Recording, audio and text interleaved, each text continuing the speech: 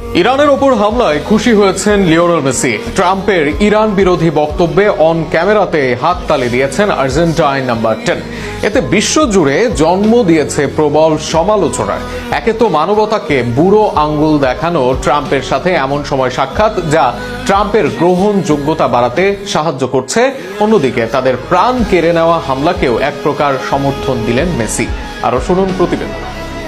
মার্কিন যুক্তরাষ্ট্রের president Donald ট্রাম্পের পাশে দাঁড়িয়ে ইরানে হামলা নিয়ে দেওয়া বক্তব্যে হাততালি দেওয়ায় বিশ্বজুড়ে সমালোচনার মুখে পড়েছেন Argentine football superstar Lionel Messi. তবে অনুষ্ঠানের এক পর্যায়ে ট্রাম্প হঠাৎ ইরানকে নিয়ে চলমান সামরিক অভিযান নিয়ে কথা বলতে শুরু করেন। তিনি দাবি করেন, যুক্তরাষ্ট্র ও ইসরায়েলের যৌথ বাহিনী ইরানের বিরুদ্ধে হামলায় শত্রুকে সম্পূর্ণভাবে ধ্বংস করছে এবং মার্কিন সামরিক বাহিনী বিশ্বের সবচেয়ে শক্তিশালী।